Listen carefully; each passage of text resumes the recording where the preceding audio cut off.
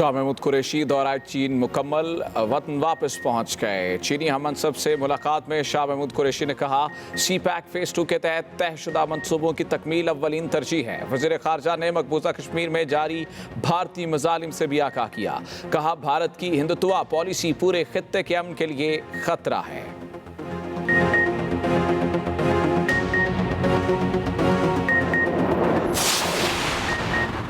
अमरीकी rating agency Standards and Poor's ने पाकिस्तान की खुद मुख्तार रेटिंग्स में इस्तेहकाम और बेहतरी की तस्दीक कर दी। खुद मुख्तार रेटिंग्स को बी कैटेगरी करार दे दिया। S&P के एलामिये में पाकिस्तान के सकूक सर्टिफिकेट की भी तस्दीक की गई।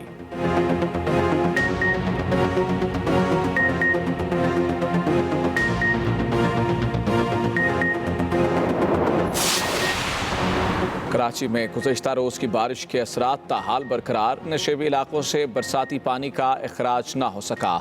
सुरजारी, north Karachi, new Karachi, north Nazimabad, Shadman के इलाके ज़्यादा मुतासिर। कई इलाकों में कल दोपहर से बिजली भी गायब। कीचड़ और कचरे के ढेरों की वजह से KDA फ्लैट्स शादमान टाउन के मकीन घरों में महसूर होकर रह गए।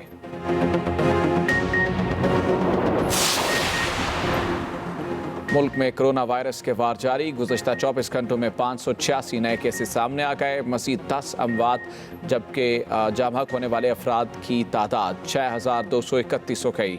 एक्टिव केसेस की तादाद 10,626 रह गई।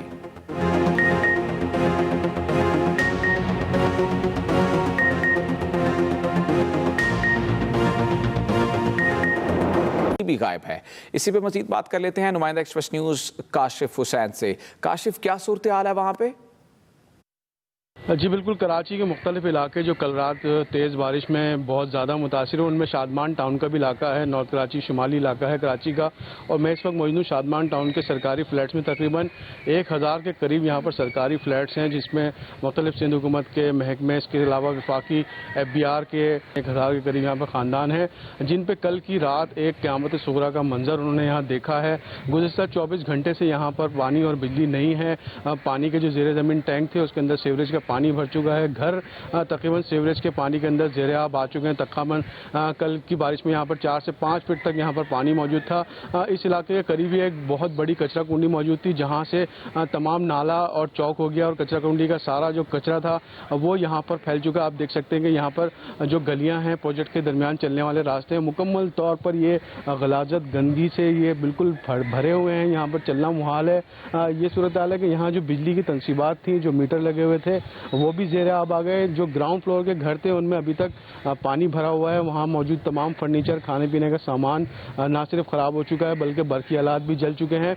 ये अपार्टमेंट के दरमियान जो दीवारें थी वो गिर चुकी हैं और उसकी वजह से वहाँ जो गाड़ियाँ खड़ी हुई थी उन दीवारों के ऊपर, दीवारों का मलबा उन गाड़ियों पर गिरा, जिससे यहाँ पर काफ़ी अमलाक को नुकसान भी पहुँचा है। और यहाँ के मकीनों का ये कहना है कि कल यहाँ पर मुराद अली शाह ने दौरा किया, दीगर हुकाम भी आए, लेकिन वह मेन सड़क से होकर गुजर गए। किसी ने आकर यहाँ के मकीनों की शिकायत नहीं देखी, उनकी सूरत हाल नहीं सुनी और इस वक्त वो सूरत हाल बहुत ज़्यादा तेज़ी से ख़राब होती जा रही है। कराची में बारिशों की पेशेनगोई मजीद बरकरार है और मजीद अगर बारिशें हुई तो इस इलाके अब भाग जाते हैं। वज़ीर आज़म के पास NRO देने का मैंडेट कहां से आ गया? झूठी हुकूमत के तर्जुमान सबूत मांगने पर हमेशा भाग जाते हैं, ये कहना है मरियम औरंगज़ेब का। तर्जुमान नून लीग ने यह भी कहा कि NRO पर चलते वज़ीर आज़म दूसरों को क्या NRO देंगे? वज़ीर आज़म के पास NRO देने का मैंडेट कहां से आया? मरियम औरंगज़ेब की जानिब से यह कहा गया। उन्होंने कहा कि झूठी हुकूमत के तर्जुमान सबूत मांगने पर हमेशा भाग जाते हैं।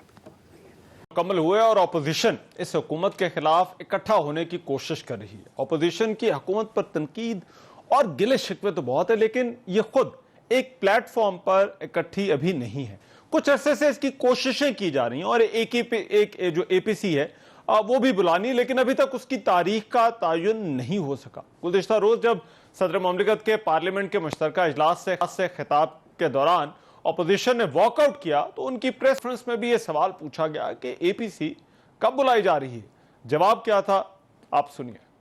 मैं समझता हूँ कि इंशाल्लाह ताला APC होगी और वो भरपूर APC होगी और उसमें किसी किस्म का इब्हाम नहीं है।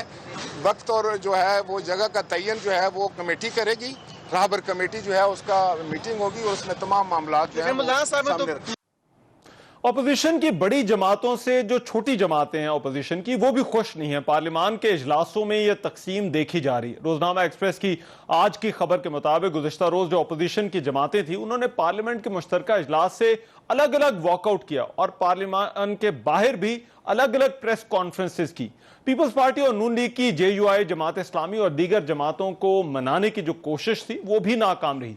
अब अपोजिशन की जो छोटी जमातें हैं वो बड़ी जमातों के तर्ज अमल से खुश नहीं। खास तौर पर FATF के हवाले से जो मौक़िफ़ इन बड़ी जमातों ने पार्लियामान के अंदर इख्तियार किया, उसके बाद इन जो ताल्लुकात हैं इनमें एक वाज़ेह दरार देखी जा रही है और इसका बरमिला इजहार छोटी जमातों के जो रहनुमा हैं अपोजिशन जमातों के, वो अपनी तकारीर में कर चुके हैं।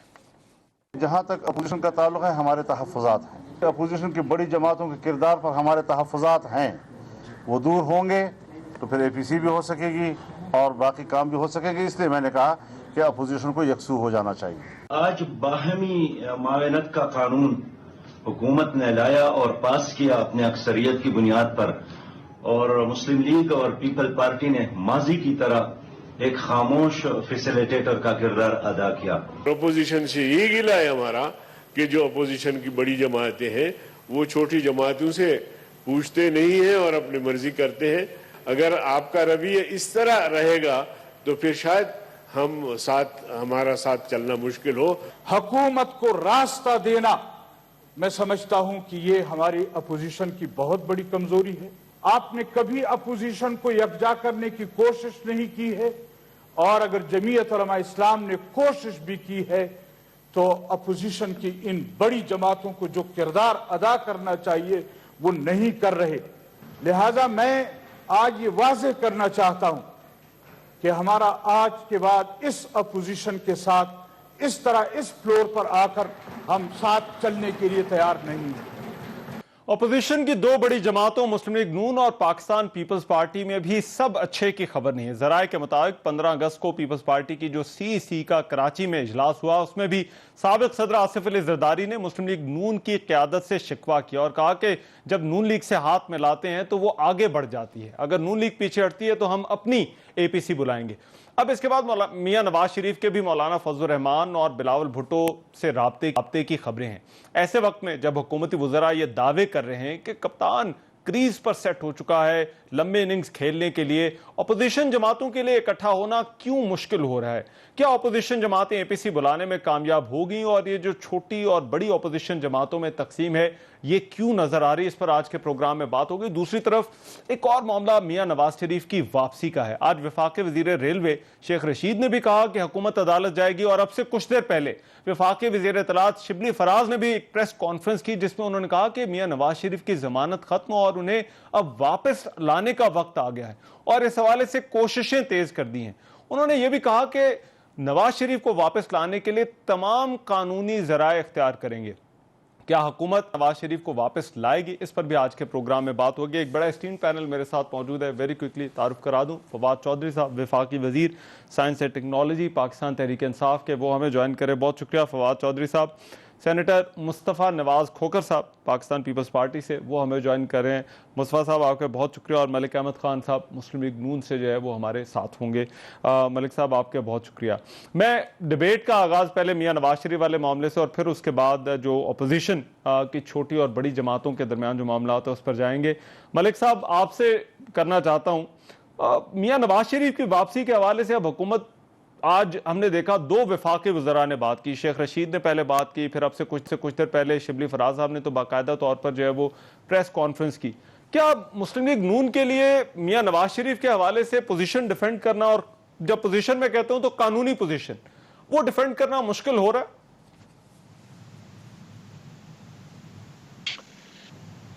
रहमान, आपका बहुत शुक्रिया, आपने बात करने का मौका दिया। देखिए, यहाँ ऑब्वियसली इसमें लीगल क्वेश्चंस इन्वॉल्व हैं और वो रिक्विजिट जहाँ उनकी प्रोसीडिंग्स होंगी वहाँ पे वो कानूनी जवाब दिए जाएंगे।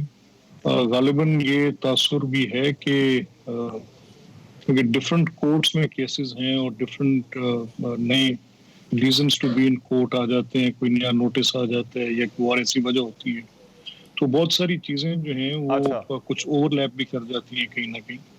तो इसमें क्योंकि बेशुमार कानूनी नुकात हैं, तो ये कहीं किसी एक कोर्ट की बेल है और किसी एक कोर्ट से परमिशन का इशू है, पे कहीं पे कोई फेडरल गवर्नमेंट की जो परमिशन थी उसके अंदर कोई कंडीशनैलिटीज थी, उनको चैलेंज करने का और फिर कोर्ट की तरफ से उन कंडीशनैलिटीज को सेट असाइड करने का, और फिर कोई अपना एक किसी उनकी इजाजत देनी, और फिर इस तरह के डिफरेंट रीजंस हैं, डिफरेंट कोर्ट्स में डिफरेंट रीजंस हैं। कहीं उनकी एपेलेट जुरिस्डिक्शंस में कुछ उनकी पेंडिंग एप्लीकेशंस पड़ी हैं जिनमें कई सेंटेंसेस जो हैं वो कि उनकी क्या फेट होगी वो ज़ेरे गौर हैं। तो ये सारी बातें क्योंकि डिफरेंट लीगल क्वेश्चंस हैं, तो वो तो अकॉर्डिंगली जहाँ जहाँ जो फोरम होंगे वहाँ पे एड्रेस होते रहेंगे।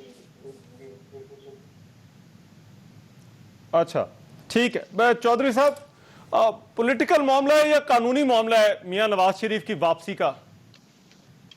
देखिए रहमान, पहले तो मैं आपको 2 फैसले आज के बताना चाहता हूँ ताकि आपके प्रोग्राम में कोई अच्छी खबर भी निकले।